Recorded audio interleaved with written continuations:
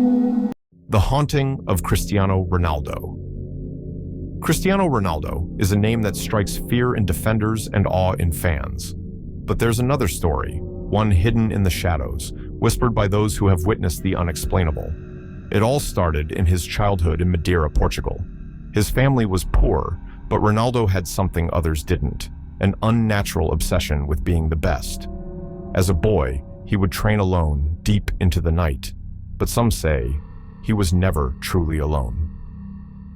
His grandmother, an old woman who believed in the supernatural, would warn him, "Never train under the blood moon. It invites spirits." But Ronaldo didn't listen. One night, under a deep red sky, he stayed late at the field, kicking the ball over and over. That was when he heard it, a whisper in the wind. "You will be the greatest, but never be free." He turned, but no one was there. The trees stood still. The night was silent.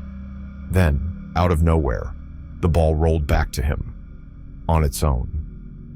From that night, Ronaldo changed. His skills skyrocketed. He became faster, stronger, almost inhuman. But strange things began happening. He would wake up at 3:33 a.m. every night, drenched in sweat, feeling eyes watching him. His teammates noticed lights flickering when he entered a room. And worst of all, mirrors never reflected him properly. Then came the first real sign that something was wrong. During his time at Manchester United, Ronaldo stayed late after training, practicing alone. Security cameras captured footage of him running drills until something impossible happened.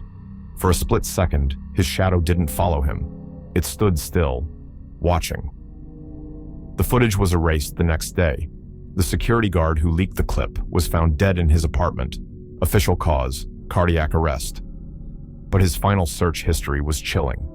It read, "Cristiano Ronaldo shadow moving alone." As Ronaldo's fame grew, so did the horror. During his time at Real Madrid, teammates reported hearing whispers in the locker room, whispers that stopped whenever Ronaldo walked in. Some said they saw something behind him in mirrors, a dark figure standing just beyond his reflection. A few even refused to be alone with him. Then came the Ferrari crash in 2009. Ronaldo's car was completely wrecked, but he walked away without a single scratch. The mechanic who inspected the car later told a journalist that the seatbelt had never been worn. "He should have died," the man said. "It's impossible." Ronaldo never spoke of the crash, but witnesses claimed that just before the accident, they saw something terrifying, a tall, shadowy figure standing in the middle of the road, smiling. Years passed, but the hauntings never stopped.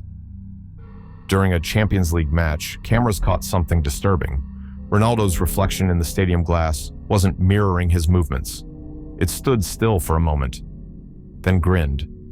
The clip was quickly deleted from official broadcasts, but some fans saved it. Those who watched it claimed they heard whispers in their sleep, voices saying the same thing: "You will be the greatest, but never be free." Then came the final, undeniable proof. In 2022, Ronaldo joined Al Nassr. The first night in his luxurious Saudi Arabian mansion, he woke up at exactly 3:33 a.m. The room was freezing. His breath was visible in the air. He turned on his phone's flashlight, and in the reflection of the glass balcony, he saw it. A figure, tall, shadowy, grinning. But the worst part? It had his face. Ronaldo hasn't spoken of that night, but since then, his performances have been different. Slower, less precise, almost as if something is draining him. Is this the price of his greatness?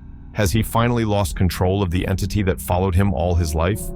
Or was he never really in control at all?